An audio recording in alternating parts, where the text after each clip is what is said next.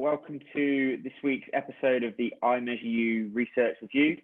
I am flying solo again this week, and I'm very fortunate to be joined by Dr. Helen Bayne. Helen, how are you? Good, I'm fine, thanks Dan. Thanks for having me. No, thank you for joining me. Helen, we'll dive straight in. So why don't you start by telling us a little bit more about who you are, what you do, and how you got there. Okay, I think I'll go like way back to start off with. I'm one of those people, lucky people, I think, that kind of knew what I wanted to do in my career, in my work from pretty young age. I was a sports mad kid, also a bit of a maths mad kid, and I was a gymnast. And I remember watching a documentary on TV about the AIS. And they were doing some biomechanics work. This is back in the 90s. I'll give my age away right up front there. And I saw this documentary and they were doing this biomechanics stuff. And I probably even had a gymnast in it, which made it really interesting to me. And I just thought that's what I want to do. But I guess it hasn't been a straight line. It never is really. So I did my undergrad in human movement science at the University of Pretoria. That's where I'm working now actually as well. And my honours year, my fourth year at UCT in Cape Town. UCT was probably my first real introduction to the research field in sports science. Was lucky enough to work with great mentors there in Tim Noakes and Ross Tucker. So, I had really good introduction to sports science research back then. But I actually ended up then in a clinical role thereafter, working as a biokineticist, South African, I guess, term, basically doing exercise-based rehab work for various medical conditions and injuries. So I did that for a handful of years, but the biomechanics bug never really went away. But at the time, there were just really like little to no opportunities for postgraduate studies in biomechanics, especially with a sport focus. Here in South Africa. So I was on the hunt for opportunities and got really, really lucky to get a scholarship to go and do my PhD in Australia. And I went to UWA, University of Western Australia. I'd been working in a bit of cricket injury rehab work with the local provincial teams and things. So I had an interest in cricket, fast bowling, biomechanics, and went to the home of fast bowling biomechanics research, I'd say, at UWA, and was again very, very fortunate to have a supervision team that was Bruce Elliott, Jackie Alderson, and Amity Campbell. So I really couldn't have asked for much better in terms of people to learn from in sports biomechanics. Completed my PhD over there and then moved back home in 2013. And then I almost immediately started working back at the University of Pretoria. Initially, that was more of an applied sports science biomechanics role, and I was doing a little bit of research, a little bit of teaching on the side. Not on the side, but sort of as a secondary objective, put it that way. But that's sort of changed over time over the last 5 or 6 years. We're now full-time academic staff, so teaching and research being the main focus. But still got kind of one foot in the applied work. I still do some work in sprinting in particular, and oversee some of the sports science and biomechanics servicing unit at the university as well. That's it. That's fantastic. Thank you for the in-depth introduction. That leads actually quite nicely into my next question. So it would be great to touch on the integration of teaching, research, and practice. Obviously, you're an individual who works across many different groups across the organization as well. What are the challenges that you face doing that, and how do you manage those challenges? Yeah, I think it was very clear to me early on that that was the type of role that I wanted. And I say early on, I think you start out knowing that you've got an interest in a specific area. So I was interested in biomechanics, but it wasn't really clear to me what that job would one day look like.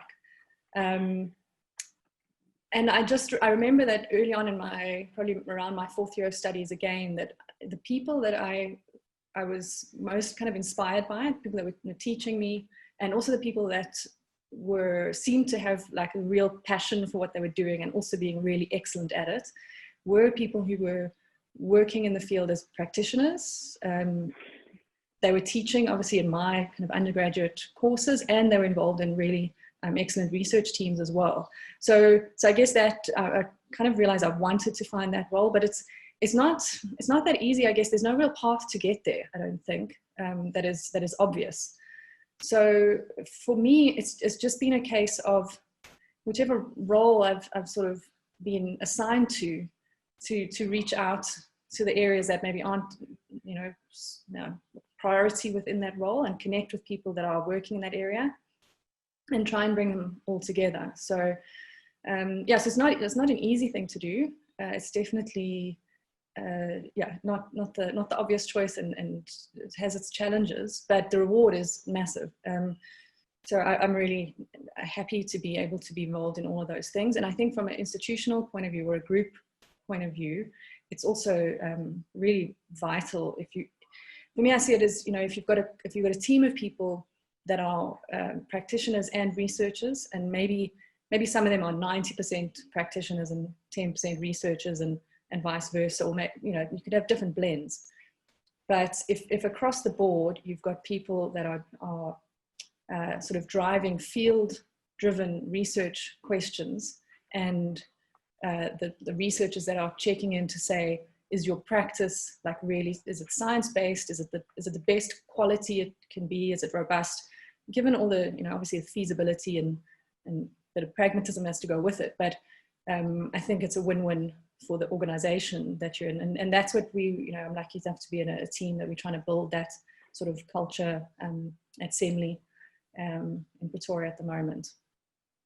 That's excellent. And that was my next question, actually. I mean, nowadays with the movement of more research in the applied setting, particularly within sports science and biomechanics, how important is it for researchers and even teachers to have that background in practice and to keep their finger on the pulse, so to speak, from a kind of coaching perspective? Yeah, again, I think it's vital. I think and I'm in the middle of a teaching semester now as well, and the students you're teaching are interested in real world practice. So the more you can kind of support your theoretical instruction that you have to give with real case studies that you yourself have implemented, seen, the better I think education those students get. More well-rounded, they can see the path maybe into the applied world, and they can also see the path into the science and research world. So it's a win-win in that third sphere as well. Nice. And in terms of the landscape in South Africa, what does the sports science, sports biomechanics landscape look like? I mean, so there's no lack of interest. Come back to the students aspect. We get probably 100 applicants per year for our honours program, our fourth year. So typically over here we do a 3-year degree and then a fourth year, which we call honours. So we get a lot of applicants. Students are very interested in it. And we've got a handful of really high quality degree programs around the country. I think one of the challenges though is that we don't have a professional body for sports science in South Africa. So I think it's really difficult for the end user, the consumer, potential employers, maybe most importantly, to sort of differentiate between those, graduates from these 4-year degree programs versus a 1-year certificates, personal training course or whatever, and not disrespecting those courses. They're really important. There's a valuable place for that, but I think it is a challenge that the users, the community doesn't really understand what sports science is, and how it differs from other kind of exercise related professions. So that's a challenge. I think biomechanics has always been sort of probably the most specialized area within sports science over here. I guess, because the facilities were maybe lacking in the past, so you didn't really have access to high-end biomechanics tools and the people and teachers in that field. And I also think that the people starting out and thinking they want to be a sports scientist don't anticipate the maths and physics that you need to know to specialize in biomechanics, I guess. So that scares a lot of people off. We're seeing that change though, so that's pretty cool. But so it has always been a specialized niche. It probably still is, but it is growing. That's a really good point, actually. I know, particularly in the UK, from my own experience, you have a lot of students looking to study at university who go into sports science because they love sport and they think it's a natural kind of thing to do. If they're not going to play, they're going to learn about it. But I often think sports science and biomechanics in particular are undervalued when it comes to kind of the skills and knowledge you need when it comes to mathematics and mechanics and physics. Yeah. So yeah. I know you mentioned kind of like a lack of governing body when it comes to the sports science, and again that leads me quite nicely onto my next question. I know you were involved to a large amount with the implementation and the growth of the South African Society of Biomechanics. So why is that important for the development of the biomechanics community in South Africa, and what do you hope to achieve with that society? Yeah, thanks for asking about that. It's something I'm really actually so excited about.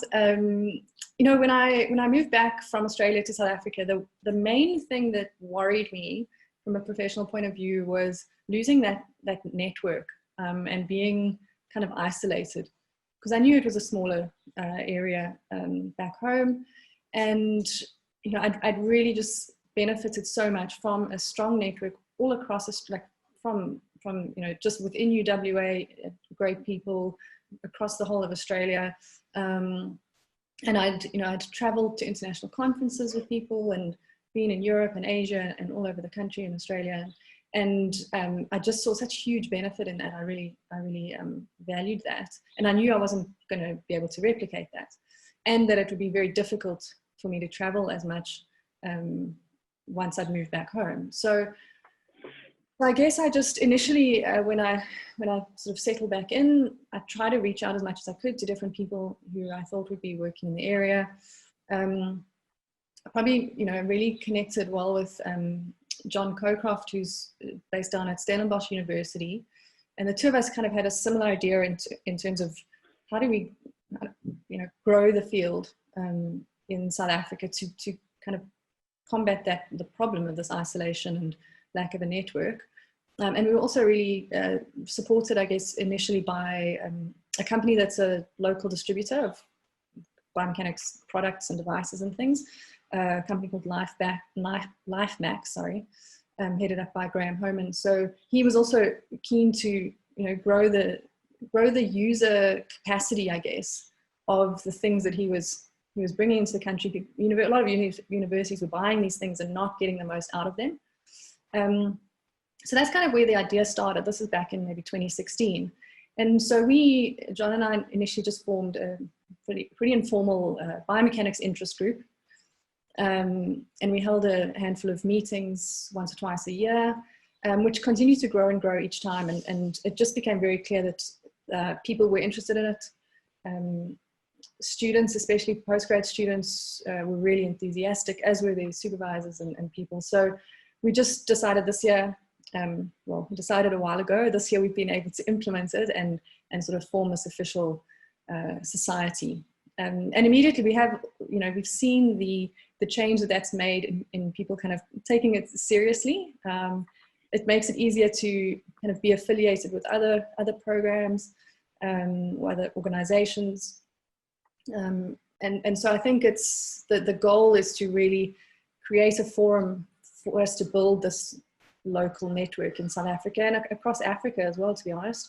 So it's a space for those individuals, but I think it also helps to connect to other international groups. So a couple of months back, we co-hosted a webinar with the Brazilian Society of Biomechanics, that's just one example of, trying to reduce that isolation. So yeah, it's early days, but it's quite exciting. It's been a very positive response so far. That's fantastic. And that was actually my next question. I mean, how has the society been received by other international societies, and what are you, I know you published a paper recently with a lot of international authors, and I mean, how important is international collaboration on not only research but also kind of building these networks? Yeah, it's hugely important. So I think the paper you're referring to is probably one of the Sprint, Sprint Biomechanics group. Yeah, so that's come about, like I said, probably through a network.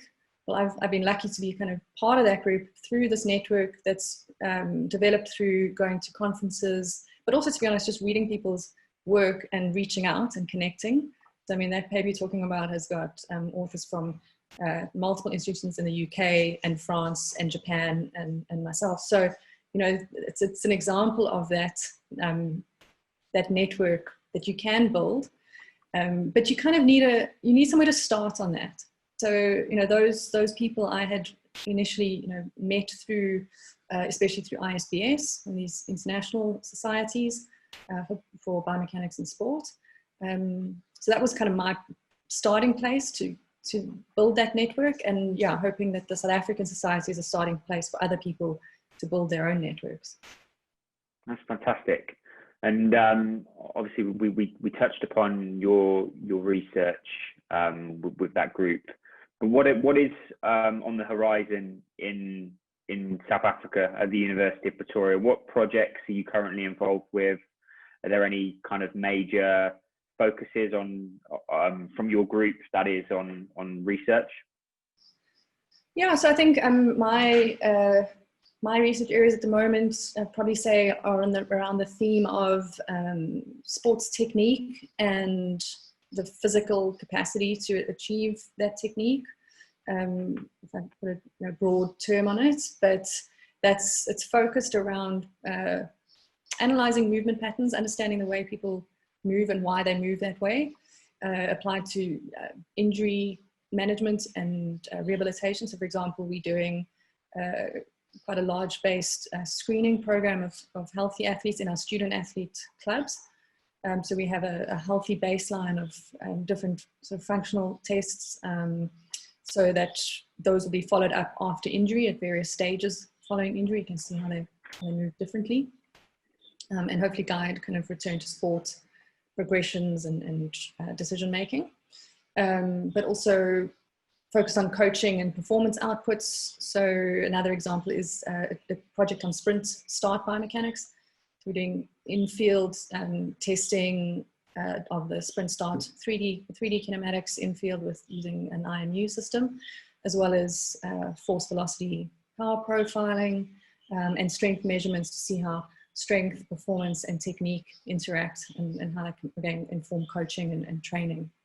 So the big focus as well, is to try and get more and more field-based to, again, enhance that translation of research and practice, make it applicable, make it useful to coaches, get into the field with coaches when you're doing the research so they can ask you the questions that they really want to know. That's awesome, and that leads me nicely on to my next question as well. And I know you wrote a really good article for Simply Faster a few weeks ago, and that touched upon your use of wearable technology, or certainly research in the field in a more ecologically valid setting. Obviously, I measure you're in the business of IMUs. How important do you think inertial sensors are for the future of biomechanics research in the field, and what do you think they can bring to the table? Yeah, well, I mean, I think there's IMUs, inertial sensors have obviously been a massive impact on our field in the last 5 years. I mean, everybody's seen that, but that's everything from a simple accelerometer in a foot pod, that's off the shelf, commercially available, to systems that give you full body 3D kinematics and accelerometers in the GPS units, all those type of things. So the sensor technology broadly, I think, is what we're thinking about. And then you know, the sensors themselves are one thing, and they've become cheaper, lighter, smaller, etc. But the applications are so broad. And I think what I want to kind of highlight the challenges with these things as well as the opportunities, because I think there's a lot of misconceptions that these things are just kind of plug and play and can answer all the questions you have. And there's certainly some setups, some equipment that can partially do that, but I'm very much like an anti-black box type of user. So that would be my kind of takeaway, that if you are getting these products that are very easy from start to finish, dig in, just find out exactly how they're doing what they're doing and what those measurements actually mean. Because the simplicity of the device is not kind of echoed by the simplicity always of the processing and interpretation of the data. But it's like I said, it's broad. So some systems do that for you, others don't. And we're using like from all ends of the spectrum. So we are actively using sensors, iMeasureU sensors, actually in some of our step impact monitoring programs, research studies going on around that. We're using the full body 3D kinematic systems as well, like I mentioned in our sprint research. So there's huge opportunity to get into the field. You just got to be pretty selective about which setup to use for which purposes, I think. No, I think that's a very valid point. If you don't mind me just asking one more question, in terms of the technology you use within a university setting, so research grade, what kind of things do you look for from a provider? How important is the provision of raw data? I mean, you mentioned kind of black box systems. So ultimately, as a researcher, I imagine having access to all of the data unfiltered is really important to you. Yeah, definitely. I think if you definitely want to have access to that, not necessarily for you to use it in a different way, but that you can go and cross-check things and ask questions. So I really appreciate it when companies are, you know, open to those discussions, you know, about how are your metrics calculated? What does this metric mean? You know, you come across so many where the terminology for a certain output is different to what is maybe standard in scientific literature, and you know, those type of things can be a bit frustrating. So openness or a complete documentation about what is this variable, where does it come from, how is it calculated, what does it mean, that's really important. And then not only is raw data, but like, you know, there's some examples that of systems I've looked at before where they'll only give you the summary of, let's say you do 5 trials and you just get the average of 5 trials. You know, something as simple as just giving the outcomes of every repetition so that you can do your own reliability analysis and things like that. So it doesn't have to be, you know, hugely complicated, but it is important that you have the ability to check your data from the products that you're using. No, absolutely.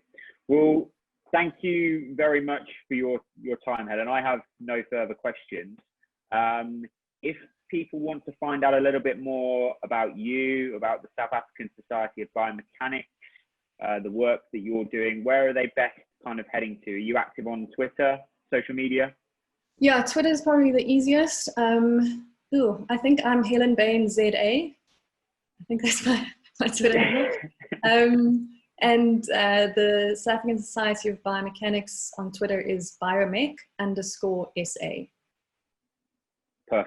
Perfect. Well, I'll make sure I share all of that information in this video. And of course, if any of the listeners want to learn a little bit more about what we do here at iMeasureU, a little bit more about inertial sensors, please head over to our website and check out the IMU Academy. But thanks again, Helen. Thank you for your time.